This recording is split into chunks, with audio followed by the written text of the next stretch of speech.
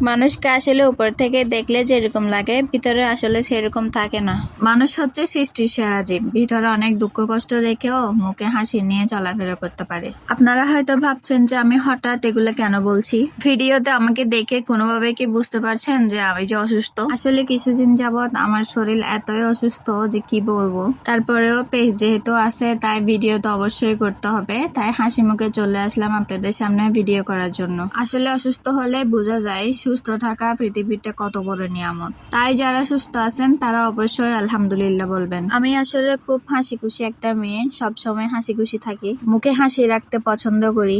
আজ আমি কিছুদিন ধরে অসুস্থ হয়ে ঘরে পড়ে আছি। আসলে অসুস্থ হলে বোঝা যায় কে আপন কে পর। অনেক কাছের মানুষও ফিরে তাকায় না, কিন্তু আলহামদুলিল্লাহ অনেক কপাল করে একজন সাহেব পেয়েছি যিনি আমার সবকিছু দিয়ে খেয়াল রাখে। এত অসুস্থ হয়েছি তবু আমার দিকে অনেক খেয়াল রাখতেছিল।